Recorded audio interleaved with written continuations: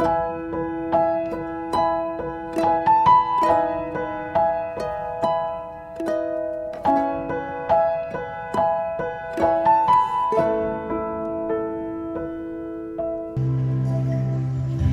mengucap syukur buat kebaikan Tuhan.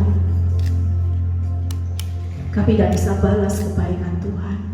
Kalau kami ada Tuhan sampai hari ini, itu semata-mata hanya karena kebaikan, hanya karena anugerah-Mu Tuhan. Itu sebabnya Tuhan, kami mau lebih sungguh-sungguh lagi. Kami mau ketika kami meninggalkan tahun 2021, kami memasuki tahun 2022. Kami sudah tidak melihat lagi banyaknya masalah yang harus kami hadapi. Karena kami tahu Tuhan, Engkau sekali-kali tidak pernah meninggalkan kami. Itu sebabnya kami tetap punya keyakinan yang teguh bahwa kami meninggalkan tahun ini dan memasuki tahun depan. Kami siap melihat kebaikan Tuhan yang berlipat-lipat di depan. Kami siap akan menikmati kasih anugerah Tuhan yang berlimpah di dalam kehidupan kami. Terima kasih Bapa, kalau sebentar hamba-Mu mau menyampaikan kebenaran firman-Mu. Urapi bibir lidah hamba-Mu, biar semua kemuliaan kembali kepadamu. Di dalam nama Tuhan Yesus yang percaya berkata, amin. Silakan duduk ya. Wow, yang di belakang saya maaf ya, saya nggak bisa putar-putar ya, karena juga nggak ada tempatnya ini ya. Ada sukacita? Ya, kesaksian yang luar biasa. Oma sudah punya cicit 10 ya. Itu kalau bukan karena sukacita, kalau saudara lihat garis kehidupan yang dijalani tidak mudah. Tapi kalau dia bisa melewati 70 tahun sehat, kuat dengan banyak proses, itu semata-mata karena kuat gagah dia, tapi kuat gagah Tuhan yang menyertai. Amin. Saudara dan saya juga ya, kalau lihat semangatnya Oma, kita yang lebih muda jangan kalah ya. Kita harus maju pantang mundur ya. Jangan mundur pantang maju. Harus strategi kita maju pantang mundur ya. Hari ini saya akan berkhotbah tentang bagaimana tabah menghadapi cobaan. Kalau kita dengar cobaan kita takut ya, tapi kita jujur, hari-hari ini saya juga banyak merenung saudara. Saya beberapa hari yang lalu mendengar kabar bahwa 2 orang yang saya berpikir selama ini, saya kalau ngomong sama satu orang, saya bilang gini, enak ya hidup dia, enak ya hidup si A, si B ya. Dan kalau kita lihat Instagramnya, dia pada posisi yang hidup di dalam zona nyaman. Saya cuma bilang ini sama pengerja, lihat ya orang itu enak, hidup suaminya baik, keuangannya diberkati, jalan-jalan, posting sama suami, anak-anak, wow gitu ya. Tapi beberapa saat saya juga kaget, ternyata dia juga pelayan Tuhan, cinta Tuhan, suami istri. Rasanya lihat warga yang happy family ya, suami istri takut Tuhan, cinta Tuhan, pelayanan, kaya, diberkati, saling mengasihi. Tapi yang membuat saya kaget, salah satu si A, suaminya tiba-tiba meninggal kena kanker. Dan lama kemudian saya dengar si B, dia kena kanker stadium akhir. Dan itu sudah menyebar. Waktu kejadian 2 orang ini, seolah-olah Tuhan bicara buat hidup saudara semua. Hidup ini tidak ada yang tahu. Makanya jangan suka membanding-bandingkan. Orang itu tidak ada yang tahu. Kita itu tidak bisa ngomong gini, Tuhan, aku ini sudah melayani Tuhan. Aku sudah taat. Aku sudah hidup di dalam kebenaran. Tolong jauhkan dari semua pencobaan. Tidak bisa, saudara. Saudara tidak bisa pilih-pilih lagi. Ini waktunya sudah di akhir zaman. Kita semua ini lagi dinilai sama Tuhan. Dan bersyukurnya kalau saudara sudah mengalami pemurnian di tahun-tahun yang lalu, saudara menghadapi masa yang sukar hari ini akan semakin kuat. Tapi buat banyak orang yang selalu dulunya menuntut nyaman, ya, saudara tahu, waktu saya dengar mereka menghadapi masalah, mereka cuma bilang sama saya, waktu itu dia telepon saya, tolong doakan saya. Dan ketika saya bilang gini, kamu kuat ya, kamu harus kuat, iya. Senyatanya saya tidak kuat. Kenapa? Karena selama ini yang saya lihat, pengertian saya tentang Tuhan, bahkan dia berkata, saya sempat berpikir negatif tentang orang Kristen yang hidupnya termasuk diri saya. Mungkin ada dosa. Kenapa kalau dia hidup benar kok ngalami cobaan bertubi-tubi? Padahal firman Tuhan berkata, berbahagialah engkau jika engkau jatuh dalam berbagai-bagai cobaan. Itu sebabnya hari ini saya merenungi ini, saya ngambil tema khotbah tentang bagaimana tabah. Saudara, kita tidak pernah tahu apa kejadian yang akan Tuhan izinkan untuk memurnikan saudara dan saya. Ada badai tiba-tiba, tapi pesan saya hari ini, yuk kita harus tabah. Walaupun itu menurut saudara itu orang yang saudara cintai, yang selama ini baik. Kenapa tidak orang jahat yang mati duluan? Kenapa harus suamiku yang baik, cinta Tuhan, yang mengasihi keluarga, family harus mati? Kita tidak bisa protes, saudara. Balik semuanya, kehidupan itu miliknya Tuhan. Kalau dia mau ambil dalam hidup saudara dan saya, tidak ada yang boleh protes. Amin. Yuk kita lihat ayatnya dulu ya. Yakobus 1 ayat 2 sampai 4 ya. Kita baca. Bagaimana sih hari-hari ini kok kita ini diomong berbahagia saat menghadapi berbagai macam pencobaan? Saudara-saudaraku, anggaplah sebagai suatu kebahagiaan apabila kamu jatuh ke dalam berbagai-bagai pencobaan. Makanya kenapa kalau ada ibu-ibu yang konseling sama saya, Bu Eli belum selesai satu datang lagi, belum selesai satu datang lagi. Saya cuma pakai ayat ini. Loh, seharusnya kan kita jadi orang berbahagia. Kenapa ibu harus menangis? Kacamata ibu melihat masalah itu adalah kehancuran, beban. Tapi buat Tuhan, kalau dia berani berkata berbahagialah, berarti masalah itu kesempatan. Amin. Kita ini selalu diberi kesempatan emas sama Tuhan. Tapi ada banyak orang justru lari dari kesempatan emas ini, ambil jalan yang terlihat nyaman. Sebenarnya itu kesempatan emas itu saudara sudah ada di tangan saudara. Saudara lepas, saudara pilih kenikmatan dunia yang senyatanya itulah jalan menuju kehancuran, bukan lagi kebahagiaan. Kalau Tuhan, firman Tuhan berkata kebahagiaan, berarti ada banyak kesempatan, ada banyak rencana Tuhan yang akan Tuhan genapi. Yuk kita lihat berikutnya. Sebab kamu tahu bahwa ujian terhadap imanmu itu menghasilkan ketekunan, dan biarlah ketekunan itu memperoleh buah yang matang, supaya kamu menjadi sempurna dan utuh dan tidak kekurangan suatu apapun. Lompat ke 12-nya.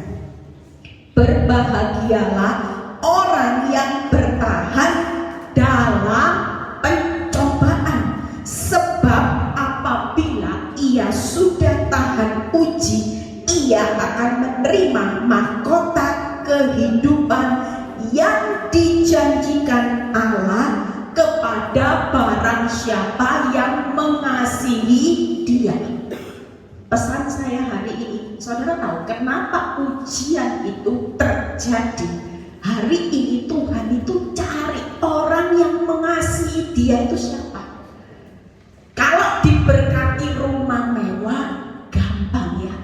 I love Jesus. Oh, gampang. Waktu doa dijawab, bim salah bim, ATM turun, tarik tunai keluar. Gampang nggak saudara? Tapi saat saudara jatuh dalam banyak masalah, itu yang lagi menjadi penilaian Tuhan. Barang siapa yang mengasihi Tuhan. Kelihatan enggak kalau orang mengasihi Tuhan pada posisi doamu belum dijawab? Wow, dinilai. Suka bersungut-sungut, itu mengasihinya cuma berapa persen? Suka keluh kesah, itu mengasihinya ada penilaian sendiri-sendiri sama Tuhan. Makanya kenapa kata berbahagia? Saudara lihat, hasil yang berbahagia itu karena yang pertama, target Tuhan yang pertama kali yaitu hasilkan buah yang matang dan sempurna.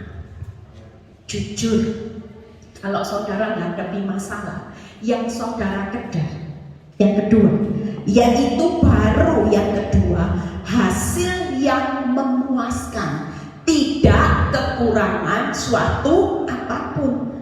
Kalau saudara baca di ayat 4, itu ayatnya itu kata-katanya, lihat ya, biarlah ketekunan itu yang pertama bukan disebutkan hasil tidak kekurangan suatu apapun, tapi target Tuhan yang pertama buat saudara dan saya ketika menghadapi banyak cobaan, menghadapi masalah yang makin sulit, yaitu yang pertama hasil buah yang matang dan sempurna. Yang kedua baru. Kalau yang pertama sudah berhasil, buahmu lebat, karakter Kristusmu itu mirip saudara, bukan jauh, mirip sempurna, baru hasil yang kedua yaitu tidak kekurangan suatu apapun. Baru saudara menikmati hasil yang memuaskan. Setelah saudara menikmati hasil, yaitu ketika hari itu Tuhan tetap berkata seperti ini. Percayalah, orang yang sudah lulus nanti dalam ujian dan dinilai Tuhan mengasihinya sungguh-sungguh, mereka hidup itu pasti dibedakan, pasti. Kalaupun mereka tetap mengalami proses, mereka akan tetap melihat hasil yang tidak kekurangan suatu apapun, tapi tetap mengalami proses. Kenapa? Tuhan tetap berpesan, bertahan. Karena ketika engkau bertahan sampai kesudahannya, kita itu mempertahankan apa saudara tadi ayat 12? Mahkota kehidupan. Jadi tidak semua orang, nanti ya, saya pernah dengar khotbah pendeta, nanti kalau di surga, dia pernah lihat katanya, di surga itu ada kepala yang pakai mahkota, ada yang kepalanya enggak ada apa-apanya. Terus dia tanya sama Tuhan, loh ternyata enggak semua orang ya Tuhan pakai mahkota? Enggak. Karena ada orang yang tidak bisa bertahan sampai kesudahannya, tapi dapat kasih karunia masuk surga. Cuman dalam hidupnya ketika ada masalah yang buruk, dia sempat goyah imannya. Tapi yang bertahan sampai kesudahannya, dia akan menikmati mahkota kehidupan. Itu sebabnya kata yang berbahagia itu 3 saudara. Karena saudara akan menghasilkan buah yang matang. Makanya kalau mengalami cobaan, jangan nuntut hasil yang kedua dulu. Tuhan, mana katanya tidak kekurangan sesuatu apapun, hasilnya memuaskan. Lah buktinya mana? Hari ini kita mau kejar dulu buahmu matang, karaktermu mirip Kristus. Engkau tidak usah lihat keuanganmu belum berubah. Engkau tidak usah banding-bandingkan keadaan hari ini belum berubah. Kemarin saya khotbah satu hal, saudara. Saya suka dengan Mazmur 46 ayat 2. Tuhan itu firman Tuhan berkata gini, Tuhan sebagai penolong dalam kesesakan sangat terbukti. Itu sebabnya kalau keadaanmu belum berubah, tidak jadi masalah. Karena kita punya Tuhan yang tidak pernah berubah dari dulu, sekarang, dan selamanya. Bahwa Dia itu sebagai penolong dalam kesesakan yang sangat terbukti. Hari ini kita jangan takut. Kalau belum melihat, tetaplah yakin suatu kali pasti ada pembuktiannya. Sedang dalam perjalanan. 3 hal, saudara, hari ini. Kejar, buahmu matang, gak usah lihat masalah. Percayalah, kalau kita sudah matang, pembuktiannya, saudara dan saya akan melihat hasil yang pasti memuaskan.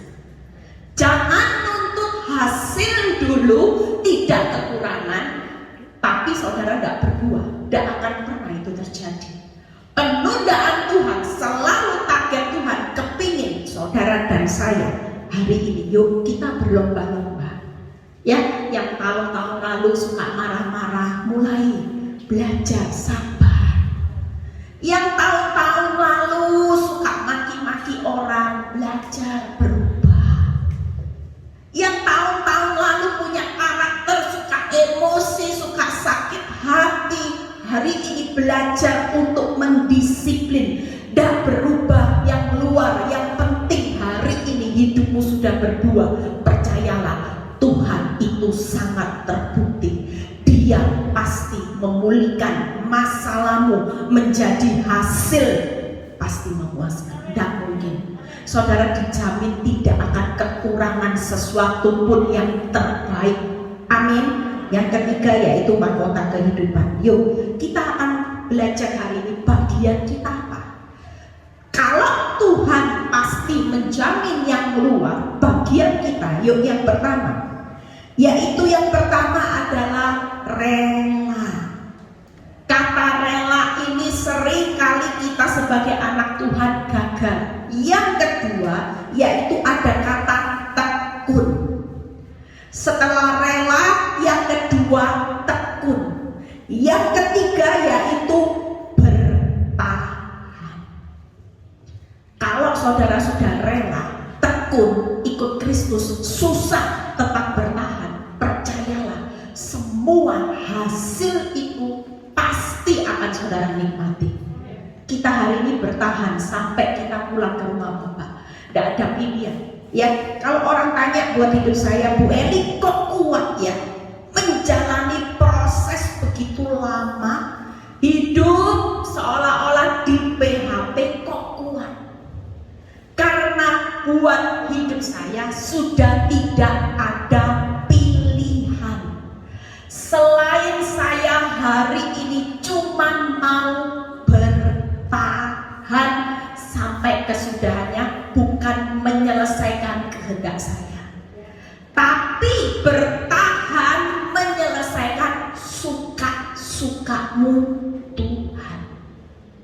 Selama itu bukan menjadi kesukaan saya, jujur. Tiap kali saya kalau dengar berita buruk, tiap kali saya disakiti, saya itu cuma ngomong gini sama Tuhan, itu menguatkan saya. Tuhan, kalau itu memang kehendak-Mu, aku masih melihat hal yang menyakitkan dan itu menyenangkan hati-Mu, genapi Tuhan. Lo hidup tentang Tuhan, saudara kok takut? Kalau hidup tentang Tuhan, segala sesuatu yang saudara lakukan buat Tuhan, upahnya dari Tuhan. Kalau saudara baca Kolose 3 ayat 23 sampai bawah, itu saudara akan ngerti bahwa hidup ini tentang Tuhan, upahnya dari Tuhan. Lah kalau saudara nyenengkan hatimu sendiri, saudara itu mengharapkan upahnya dari siapa? Kalau hari ini kau bertahan karena kau menyelesaikan kehendaknya, tiap kali kau disakiti, tapi kau tetap bertahan menyenangkan hati Tuhan, percayalah, itu yang akan diperhitungkan sebagai upah. Sakit, sakit. Siapa yang gak sakit jadi keset? Saya bilang sama ibu-ibu, gak apa-apa bu, kesetnya surga bu, kesetnya Tuhan, bukan kesetnya suami. Engkau hari ini rela dihina, rela dimaki, rela difitnah, tapi engkau tetap merendahkan diri. Itu bukan keset suami, bukan kesetnya mertua, kesetnya Tuhan. Lah siapa yang tak mau jadi kesetnya Tuhan? Yang mau saudara. Lalu kerajaan Allah itu unlimited. Kesetnya Tuhan itu luar biasa. Makanya jangan hitung-hitungan sama harga diri. Makin harga dirimu engkau berikan sama Tuhan, makin besar promosi. Tangan yang kuat itu akan ngangkat saudara, tidak tanggung-tanggung saudara. Amin. Amin. Jujur buat hidup saya, kalau saudara saya kesaksian dikit. Dulu waktu saya hidup di dalam zona nyaman, ya jujur, saya itu jadi istri yang polos. Polos dalam arti saya tidak punya pikiran, karena punya suami yang baik, cinta mati. Kalau mau dibeliin aset, saya tolak saudara. Ya, misalnya mau beli ini pakai namamu ya, enggak usah. Saking cintanya saya sama suami saya, percaya seolah-olah hidup saya ada di tangannya, aman. Jadi semua kalau beli aset saya nggak mau, saya bilang nggak usah, sudah itu loh uangmu. Saya ini nggak kerja, sudah dibiayai tiap bulan, sudah terima kasih, beli aja. Jujur menurut dunia saya bodoh, tapi karena saya nggak punya pikiran apa-apa, jujur selama saya hidup dalam pernikahan, waktu suami saya jatuh dalam selingkuh, posisi saya gimana saudara? Nggak punya apa-apa, dan bisa apa-apa. Saudara tangkap ya, hari itu itulah titik di mana saya berkata gini, bodohnya iblis itu bilang gini, bodohnya kamu. Posisi hari itu ketika suami saya jatuh dalam selingkuh, saya tidak punya apa-apa dan bisa apa-apa. Saudara bisa bayangkan tekanan dalam hidup saya, 3 anak. Kalau suami saya sampai melakukan tindakan aja buat hidup saya bisa apa saudara? Tidak punya apa-apa. Tapi Tuhan yang besar itu luar biasa. Pada saat saya tidak fokus, kalau mau dipikirin setiap hari stres gak saudara? Belum lagi ada kata-kata orang yang berkata gini, hati-hati, wanita yang sama suamimu ini luar biasa. Dan menurut fakta yang membuat saya takut, bilang ini, ada satu korbannya sebelum suamimu, itu korbannya sudah bangkrut. Aduh, setelah bangkrut dibuang. Saudara bisa bayangkan posisi saya pada waktu itu. Apa yang saya mulai pikirkan? Mulai pikir ambil uang suami, makanya bertobat ya yang suka ambil uang suami.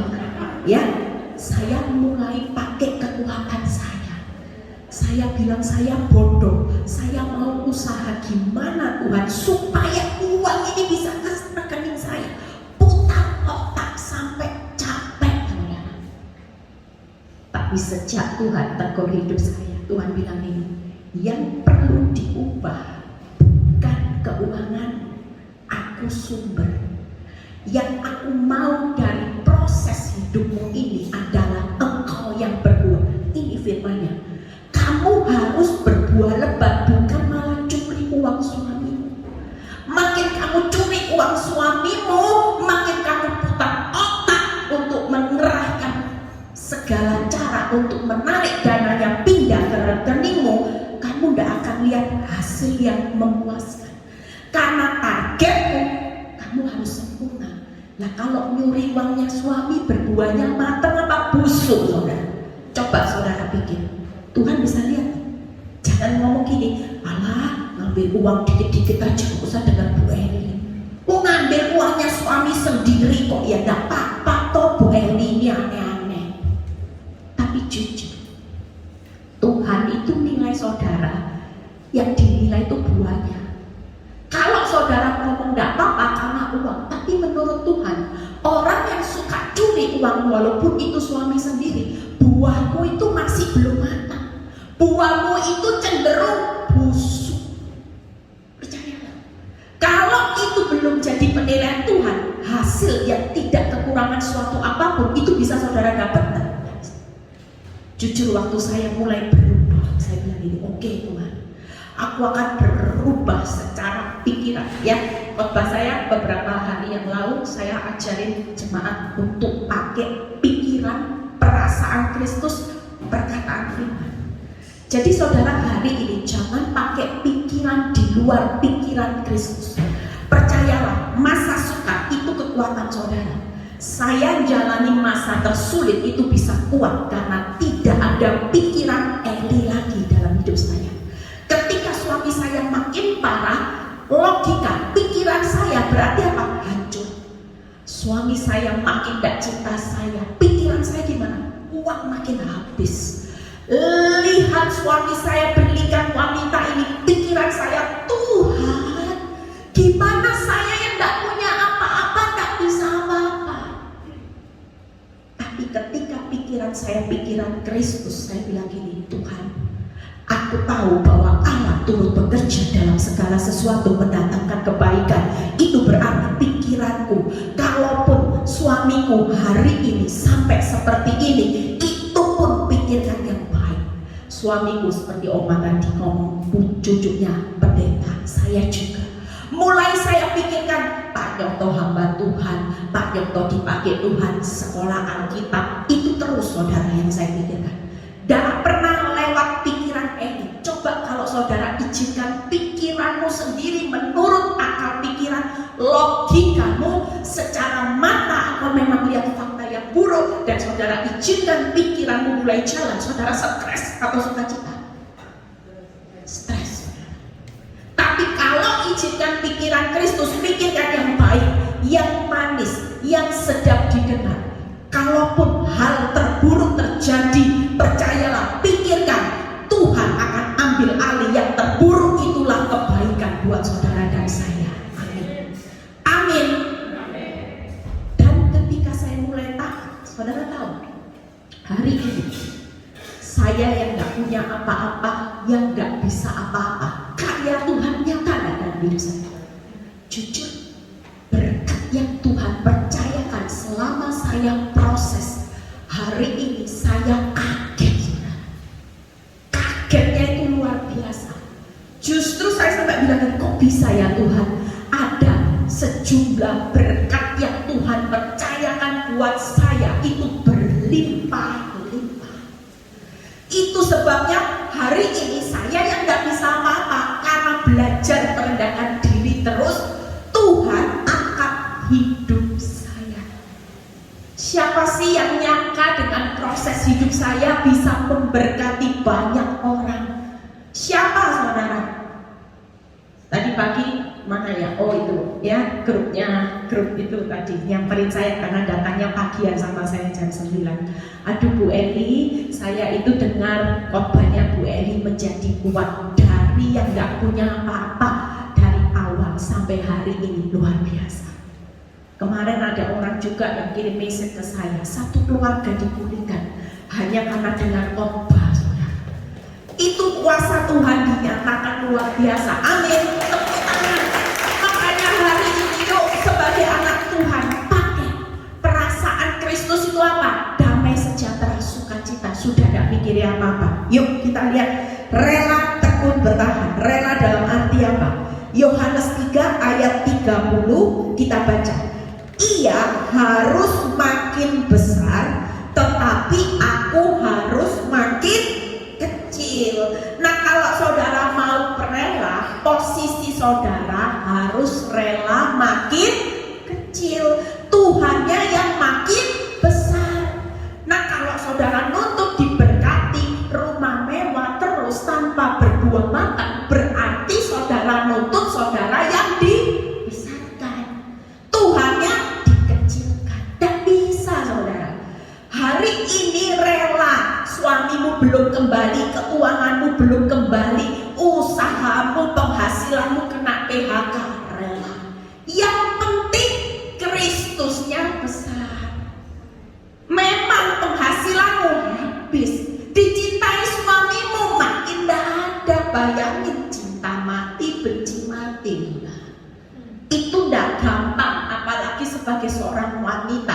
Jujur buat hidup saya nggak gampang. Kenapa? Karena saya ini dulunya seorang sosialita. Banyak orang yang berbicara gini, kenapa kamu mau diperlakukan seperti ini? Itu sebabnya ketika saya mengerti firman, Tuhan cuma bilang gini, kamu tahu nggak proses hidupmu kalau kamu mau berbuah matang hari ini rela.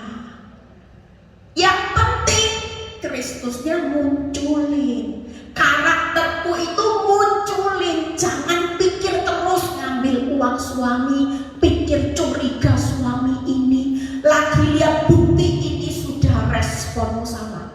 Rela. Yang pertama yaitu rela dikosongkan. Amin.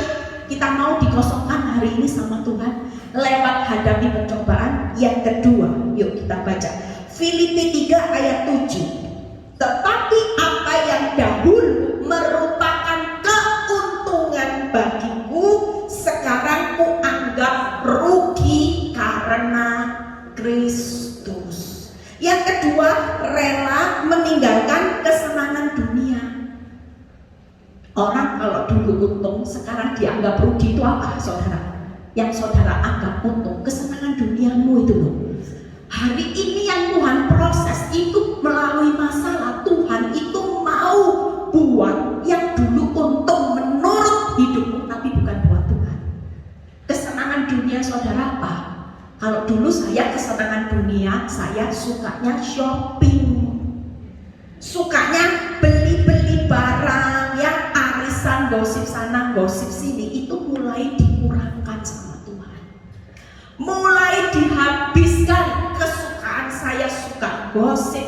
Jujur yang namanya lidah ini tidak bertulang. Kalau sudah kumpul-kumpul masuk di dalam komunitas, saya mulai ke lepasan. Tapi dari situ Tuhan mulai berkata, hilangkan kenikmatan dunia. Itu keuntungan saya dulu, tapi saya anggap rugi. Kenapa? Karena saya mulai belajar berbuah dan serupa Kristus. Kesenangan dunia yang kedua. Yang ketiga, keuntungan saudara. Kalau hari dulu untung Tuhan, toko rame, hari ini sepi. Dulu penghasilanku tinggi, hari ini sudah tidak ada lagi, kena PHK lagi. Dulu aku punya rumah mewah, sekarang rumahku sederhana. Itu keuntungan saudara. Tapi buat Tuhan, ketika engkau diberkati, hidupmu tidak berbuah matang, itu bukan keuntungan buat Tuhan. Makanya ketika kita menjadi serupa dengan Kristus, apa yang dulu untung, ya Tuhan, dulu memang aku kaya, dulu memang aku punya mobil banyak, dulu memang rumahku mewah, dulu suamiku cinta mati. Tapi hari ini aku benar-benar secara lahiriah aku rugi. Tapi itu bukan rugi senyatanya. Apa yang dulu merupakan keuntungan bagiku, Rasul Paulus berkata seperti apa? Sekarang ku anggap rugi. Jadi mengucap syukur buat kehilangan, rela alami kehilangan, kerugian karena Kristus. Semalam Bu Lina tanya sama saya, lebih enak mana Bugem? Dulu zona nyaman, dicintai mati suami, ya, tapi tidak hidup dalam pelayanan, tidak jadi berkat. Dibandingkan hari ini harus melewati proses 10 tahun lebih penderitaannya, tapi hidup jadi berkat. Ini yang terjadi buat hidup saya. Apa yang dulu saya anggap untung, ternyata waktu hidup saya dengan sosialita, dicintai mati, itu senyatanya tidak membawa keuntungan apa-apa. Jauh lebih baik proses Tuhan dilanjutkan, tapi hidup saya makin menghasilkan buah. Buat hidup saya menghasilkan buah jiwa-jiwa, buat orang mengenal Kristus. Itu cara pandang kita saudara. Jangan mikirin masalah terus. Kita ini harus berbuah. Makanya kalau rela 3, rela dikosongkan, rela meninggalkan kesenangan duniawi, sudahlah. Kalau dulu bisa jalan-jalan naik mobil mewah, sekarang engkau ditinggalkan temanmu karena kok bangkrut. Dulu setirnya ada simbolnya mobil mewah, sekarang Bu Eli sejak setir saya simbolnya Avanza Bu Eli. Mobil di bawah rata-rata sudah Avanza, masih belinya kredit, saya ditinggalkan Bu Eli. Itu keuntungan atau kerugian saudara? Memang secara akal saudara mengalami rugi karena pandemi ini saudara bangkrut. Tapi kalau hidupmu karena bangkrut, engkau mengenal Kristus, engkau sungguh-sungguh berubah dan berbuah, senyatanya hidupmu lebih untung daripada di masa lalu. Amin. Rela. Ya. Yang kedua, yuk satu ayat lagi kita selesai. Tekun. Apa yang Tuhan mau tekun buat saudara? Yakobus 1 ayat 3-4. Kita baca sama-sama. Sebab kamu tahu bahwa ujian terhadap imanmu menghasilkan ketekunan, dan biarlah ketekunan memperoleh buah yang matang, menjadi sempurna dan tidak kekurangan suatu apapun. Hari ini Tuhan cuma minta kita itu jangan tekun cari berkatnya Tuhan terus. Tekun dalam pemurnian iman. Pencobaan banyak tidak apa-apa, imanmu jangan naik turun. Karena tanpa iman orang itu tidak berkenan di hadapan Tuhan. Yang Tuhan mau ketika masalah itu terjadi bertubi-tubi, yang jadi pertanyaannya, rasa percayamu ini kadarnya, percayanya bulat atau separuh-separuh. Ada banyak orang anak Tuhan percayanya itu di posisi 50% percaya saat ada bukti baik, kalau tidak ada bukti tidak percaya. Itu sebabnya bukan orang yang dipilih Tuhan. Orang yang jadi pilihan Tuhan pasti dalam pemurnian iman dia akan lulus. Mau naik turun aku tetap percaya. Ya, yang kedua yaitu tekun dalam berbuah roh yang lebat. Yang ketiga tekun serupa Kristus. Ingat ya, 3 hal ya. Jadi hari ini ngadepi cobaan gak usah tekun cari berkat terus, gak usah saudara. Waktu engkau tekun dalam iman, waktu engkau tekun yaitu berbuah roh yang lebat dan serupa Kristus. Saya waktu kejar tekun itu, saya tidak kejar saudara. Benar-benar Tuhan berkati, benar-benar Tuhan angkat hidup saya. Itu sebabnya hanya 3 hal yang jadi target saya supaya sejalan dengan target Tuhan. Setelah saya tekun dalam iman, buah roh saya dilihat lebat dan karakter saya mulai berubah serupa Kristus, maka semuanya ditambah-tambahkan. Tanpa saudara perlu. Orang tanya, Bu Eli kerja? Enggak, saya enggak kerja. Benar-benar enggak kerja. Saudara tahu Tuhan berkati saya gimana? Dulu waktu saya sudah suami saya selingkuh, suami saya mau beliin aset. Misalnya ya, beli aset. Aset itu murah saudara. Tapi ketika sudah saya beli, itu naiknya bisa berlipat-lipat. Saudara tangkap ya. Jadi saya diberkati Tuhan, bim, salah bim turun dari surga. Jangan loh ya, itu pikirannya nanti Bu Eli ini jatuh dari surga. Dan saudara, cara Tuhan aneh kan. Pernah suatu kali ada seorang Pak Haji. Pak Haji itu kejar saya. Dia kejar saya terus, Bu beliin tanah saya, beliin tobu gini. Aduh Pak, berapa? Saya tanya gitu. Dia kejar saya, 800.000 aja loh, 800. Akhirnya saya tawar-tawar, ya kurang lebih turun dikit dari 800.000. Saya belinya nggak pakai mikir saudara, tapi saya tahu Tuhan menyertai saya. Lewat bapak ini yang kejar-kejar saya, bukan saya cari loh saudara. Bapak ini karena punya utang, anaknya punya utang, dia harus bayar. Dia punya tanah yang cukup besar, dijual ke saya. Pada waktu saya beli, tempat itu sepi saudara. Tempat itu tidak ada, pokoknya saya lihat, ya sudahlah kalau mau nolong orang ya tidak usah lihat sudah. Beli tidak tahu prospeknya masa depannya gimana. Tanpa mikir, beli cuma 800 nggak sampai saudara per meter, murah ya. Waktu itu murah saudara, saya pikir waktu saya beli, tak lama kemudian jalan itu dirubah, dipaving, dan jalan itu salah satunya dibangun Tanjung Perak itu loh, kayak pelabuhan, dan tanahnya naiknya lipat-lipat saudara. Tepuk tangan buat kalian. Cara Tuhan itu kalau sudah waktunya memberkati saudara, ajaib loh saudara. Dan ngerti, Sampai saya kaget, saya nggak pernah tahu kalau tanah yang saya beli itu ada rumah waletnya juga. Saya bilang ini, ya ampun Tuhan, kalau Tuhan mau berkati saya, kok bisa gitu. Lalu yang kejar bukan saya nggak kenal Pak Haji ini siapa, tapi dia ikutin saya, Bu beli toh Bu.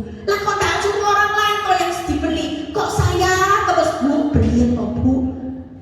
Aneh nggak saudara? Tapi itulah cara Tuhan. Tahun depan, walaupun hidupmu susah, percayalah, setiap tangan, setiap kaki yang kau injak, kalau itu memang jadi berkatmu, Tuhan akan memberikan lipat-lipat. Kalau kau mikir karya Tuhan itu ajaib, saya juga, Bulita mungkin seluruh pekerja Bali tahu bagaimana saya dapat rumah di Bali, ya villa di Bali, itu bonus buat saya.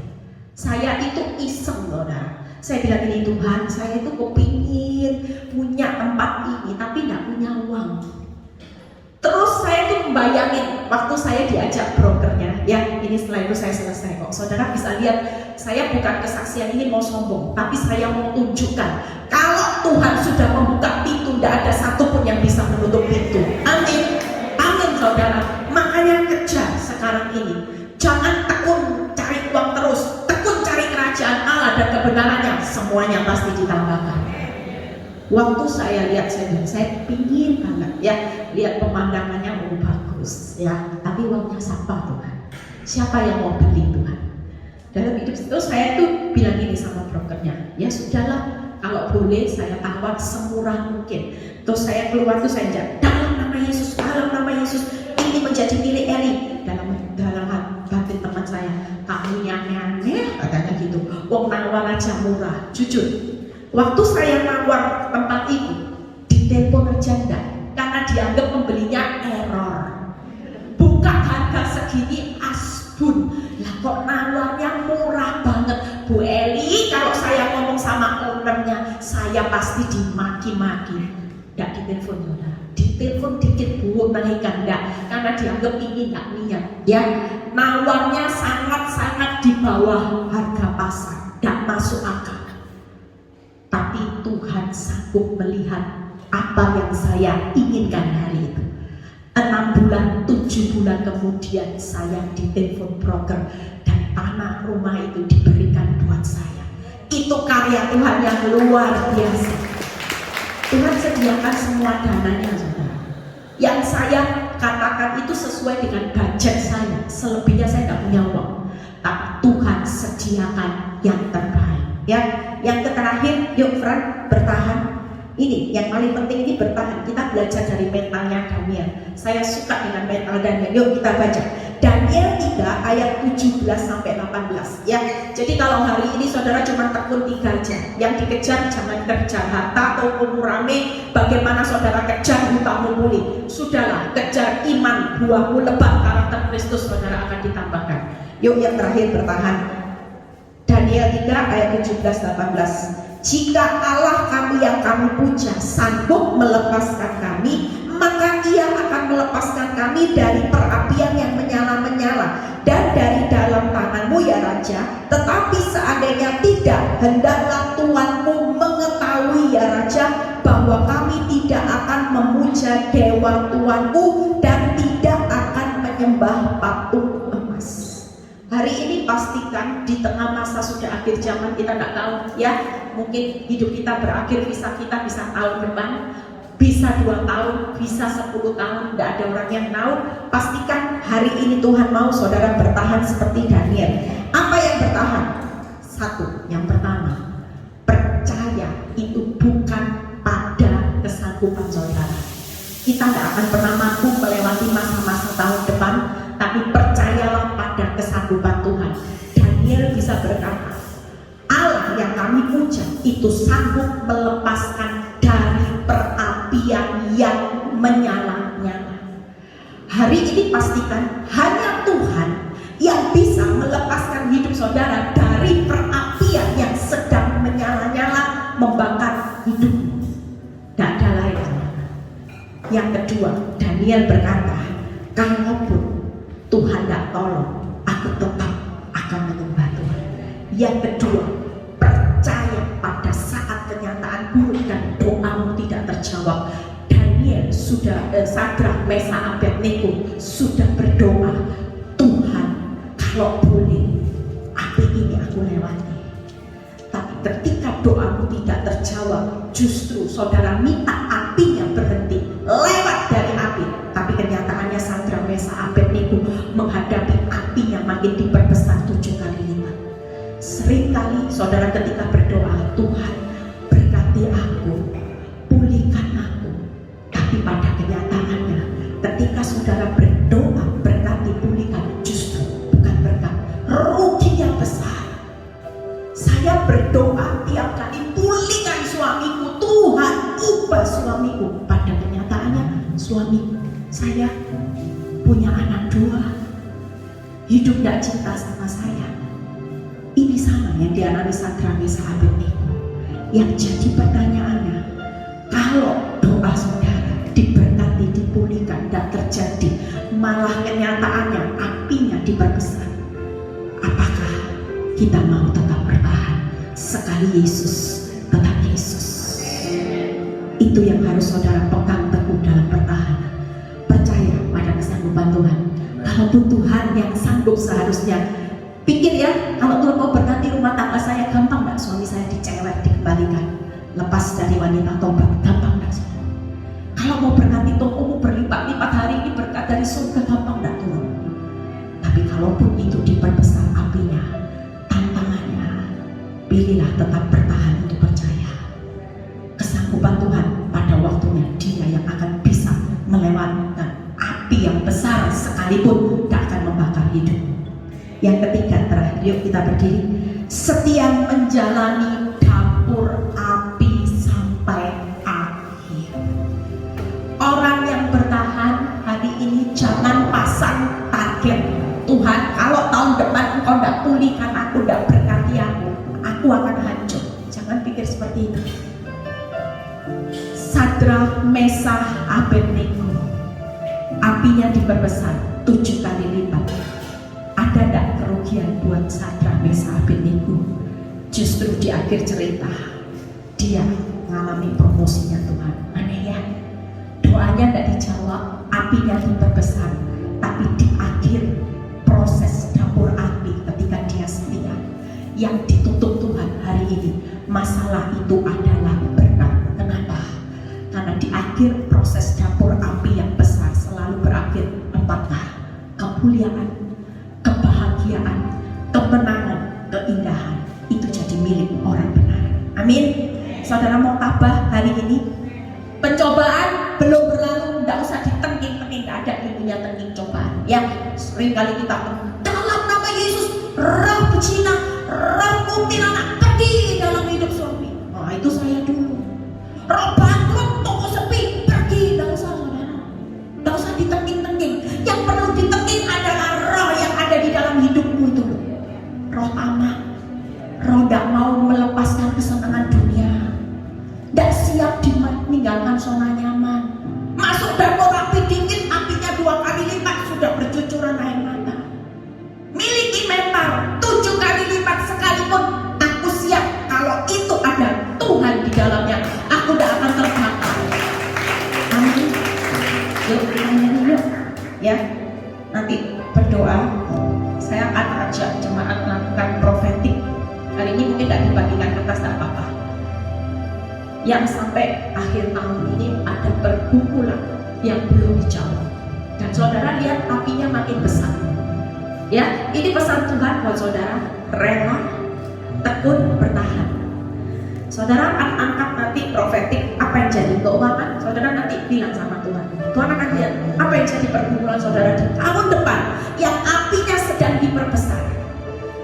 Tuhan tidak akan pernah tinggal diam saat saudara masuk di dalam dapur api. Dia sudah izinkan, dia tahu. Apakah dari awal Tuhan tidak tahu bakal api hidup saya, rumah tangga saya, membakar saya diperbesar sampai 7 kali lipat? Tuhan tahu. Kalau saya mampu melewati, itu bukan kuat karena saya. Saya hanya taat sama Tuhan dan benar. Orang yang tidak bisa apa-apa seperti Bu Eni yang tidak punya apa-apa, hari ini Tuhan buktikan bahwa hidup saya punya sesuatu yang tidak pernah saya pikirkan dengan cara saya. Tuhan angkat hidup saya. Siapa saya? Saya bukan siapa-siapa saudara, tapi karena saya modal taat saja.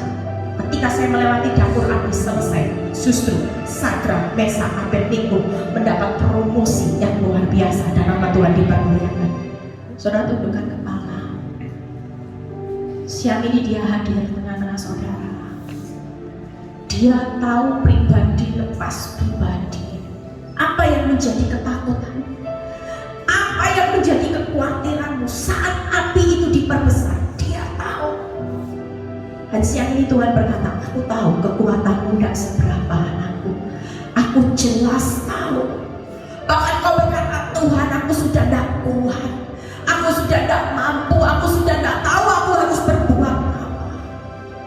Kalau keadaan ini makin sulit di tahun depan Tuhan, aku tidak tahu apa yang harus aku lakukan. Tapi siang ini Tuhan berkata, nah, tabah hadapi cobaan.